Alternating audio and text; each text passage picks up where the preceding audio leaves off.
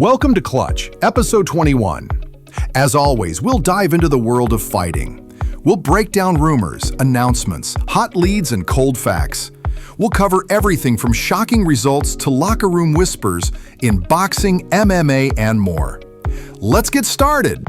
And here we go. As a follow-up to the news from the last issue, we are pleased to announce that Merab Dvalishvili enjoying himself on the ESPY's red carpet in Hollywood tonight.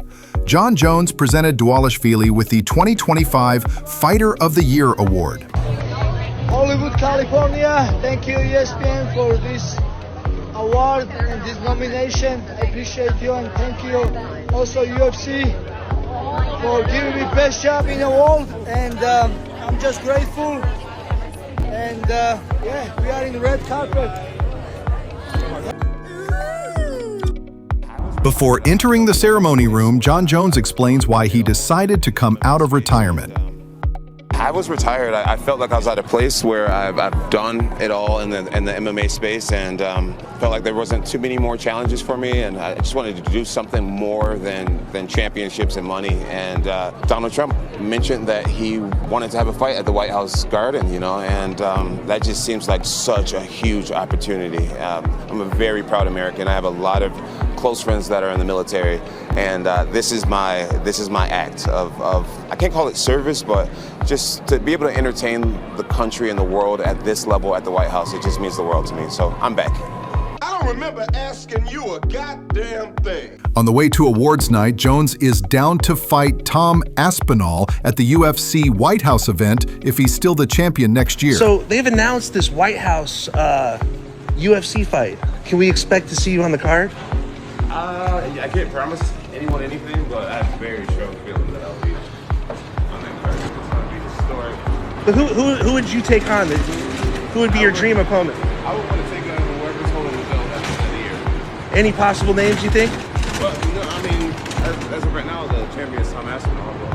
We'll see who's the champion at the end of the year. It'd be only fitting to have an American guy fight for the championship that night, and I'd be willing to put it all on the line. Nice.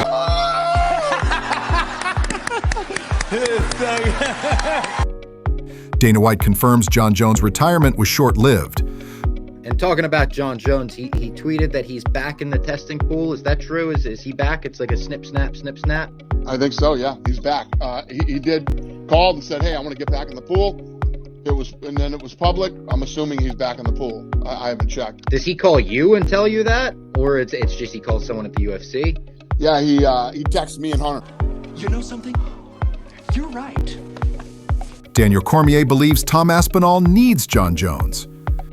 I think Jon Jones' legacy doesn't need Tom Aspinall as Tom Aspinall. I don't think he does. He does, bro. He doesn't. You know why? Why? And I'm only telling you this from a guy that lived in that world, right? Yeah, you lived in that division. I also never beat him. Yeah. And I had, no matter what I did going forward, it was always that, well, you never beat Jon Jones. Tom Aspinall is going to get that belt, and there's going to be a gap, right? That lineal championship breaks. That line breaks. When Tom goes from interim to champion. Because Jon never gave him the opportunity to fight him. But either did Francis never gave Jon Jones the opportunity to fight him. Francis was going to give Jon an opportunity. Jon wasn't ready to take it at the time. Exactly. Right? So there you have that same type of thing. So it keeps breaking. Francis left. Made a boatload of money. So in retrospect, Francis probably made the right decision because he got paid so much money to box. Exactly. My insides are on fire. Ilia Topuria tells how he knocks out his opponent. Cuando uno no sabe pelear, lo que lo mata no es tanto el oponente como el tiempo. El tiempo los acaba a todos, ¿vale? Es como que tú vas a hacer 3 asaltos de 3 minutos y vas a ver que tu rival después de un asalto y medio no va a saber que tipo va a estar muerto. Si tú consigues durante ese asalto y medio como mantenerte presionando de una forma que al mismo tiempo estés administrando tu energía, de que no estás gastando tu arsenal, pero parece que estás caminando hacia adelante y te guardas para el último minuto y medio cuando él ya no puede más, vas a hacer lo que quieras. Para que no ponerme a tirar golpes a lo loco. Exactamente. Lo ponemos a calentar y le hacemos... English, motherfucker! Alexander Volkov will take on Jailton Almeida at UFC 321 on October 25th. Alex Volkanovski reminds Dustin Poirier that the old guard still runs the yard. You've done incredible things. We were just talking, and I was saying, like, you know, your big win over Benoit St. Denis, you know, it was like a sort of comeback, and you know, we're talking about the old guys, showing that we're, you know, about the old guys, you know, always being able to, you know, we beg to differ. They try and say this is a young man's game, and there's only very few of us that have proved them otherwise, you know what I mean? So I just wanted to say shout out to you. I've absolutely loved every one of your fights. Cannot wait to watch this weekend, and a big fan of yours.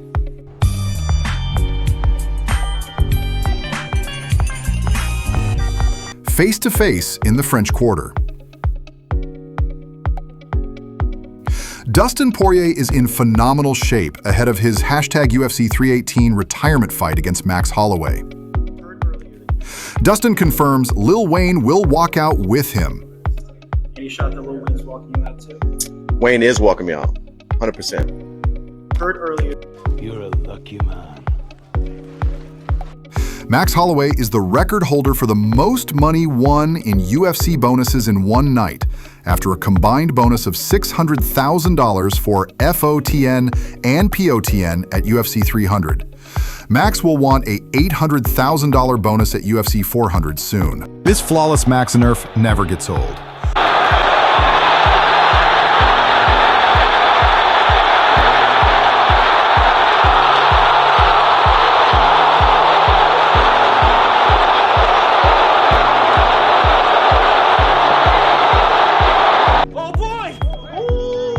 Who is the best fighter that never won a UFC title? Nate Diaz wants to fight Ilia Topuria and Conor McGregor. If I could fight anybody right now, I would fight Conor McGregor. There ain't nobody else to fight really right now, you know? I mean, I would like for him to come back and just impress everybody first, but not that he needs to, but it would be great to see him back. Everybody's hating on him, and it's like, and then that little Ilia Topuria, he's doing a really good job. He's a little small for me, but I think those two are probably the best fights. And then on the boxing side, obviously Canelo or Crawford. I ain't asking for nothing, but when I whip someone's ass, I'm gonna get them motherfuckers too, you know what I'm saying? With all due respect. So that's my plan. Wow. Conor McGregor is in the testing pool and plans to fight out his UFC contract. Things are going great. The White House, Dana White said, you and Jon Jones, that's a real deal. I'm going home, I'm going to get the head down, I'm going to rest. They're testing me, I'm in the pool. I says, you know, man, I thought that's what the pills are for, jumping in and out. But I'm back in the pool, so get ready and stay ready, because damage will be done. Oval Office, White House. Sergei Pavlovich shows off his current physique a month out from his UFC Shanghai return against Waldo Cortez Acosta. Laura Sanko cannot be heel hooked. Even Vatler Walker with 3 heel hooks in the UFC couldn't do it.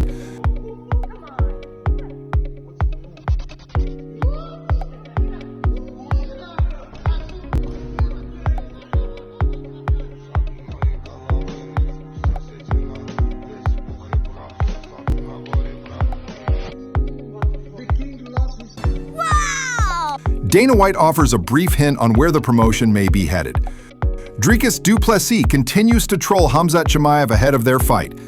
Tony Ferguson recalls the time he wrestled Jon Jones back in college and lost by just 1 point. Fresh off the Hype FC show in Thailand, Tony shared how he had to move up weight classes on short notice just to take the match against Jones. I wrestled Jon Jones in college. I lost by 1 point. You wrestled? With Jon Jones? I lost by 1 point. I bumped up 2 weight classes.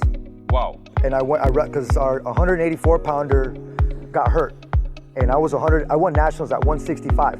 I jumped up 2 weight classes, and I was weighing in at 175 pounds and wrestling these guys cutting from 200 to 185. And I took 3rd at nationals that year. And I wrestled Jon Jones at the Cliff Key National Duels, and I lost by 1 fucking point. Almost beat him.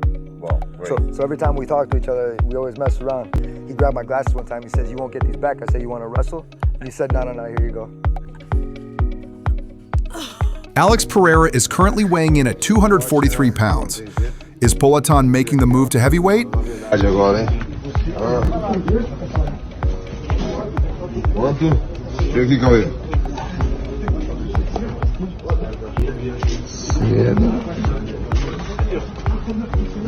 ganhar um pezinho, não?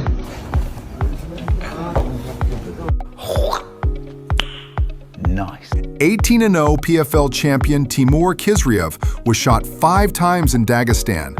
His life is not in danger but remains under medical care.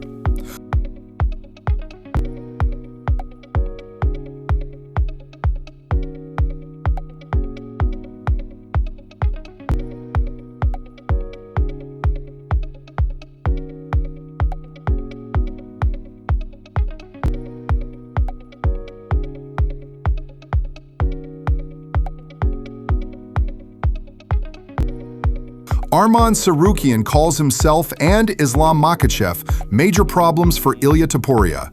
Он выжидает, то есть он не торопится, он ждет своего момента, не форсирует события. Это тоже очень хорошая черта мало спортсменов, у кого есть это. Он, если, допустим, пропустит удар, сразу не летит, он, знаешь, спокойно, очень грамотно ведет, хороший IQ у него. Вот эти у него самые сильные стороны. Слабые стороны это... А вот в чем будет вот, твое преимущество? Вот в завязках он начинает уставать. Вот над этим надо будет работать, чтобы у него забрать эту его силу ударную.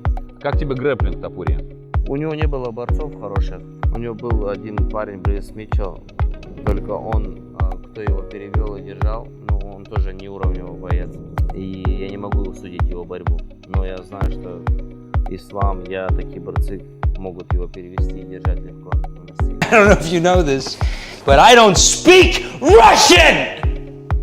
UFC 318's Daniel Rodriguez couldn't remember the name of Belal Muhammad. I think Della Maddalena. I don't really know how to say his name, to be honest. You nailed it. You're good. Yeah, he showed great takedown defense against Muhammad. Yeah. You don't remember? I forgot his name. What's that? I don't know. yeah, the bully guy. Yeah, he looked great. He looked great, and his striking's good. I think Islam's striking is not that good, you know. And with some good takedown defense, I think what's his name wins.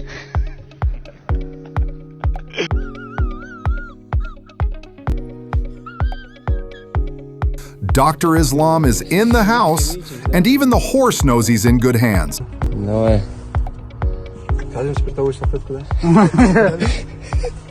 Все, давай.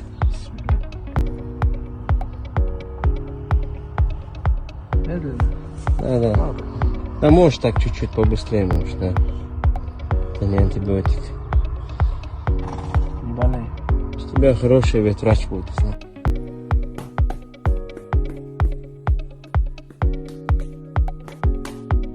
Turki Alalshikh has confirmed that Ring Magazine and Riyadh season boxing shows will no longer be behind a pay-per-view paywall and will instead be part of the regular DAZN subscription. This will begin from the David Benavidez versus Anthony Yarde show. Ring Magazine have revealed their latest pound-for-pound rankings update. Oleksandr Usyk versus Daniel Dubois, first face-off of Fight Week outside Wembley Stadium, ahead of their Ring and undisputed heavyweight title clash on DAZN.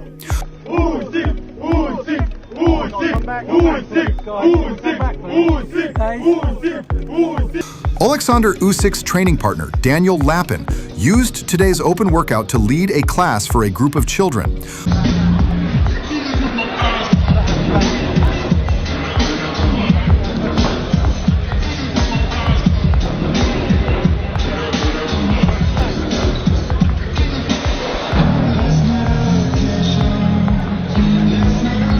Oleksandr Usyk putting on a show for the London crowd at today's open workout.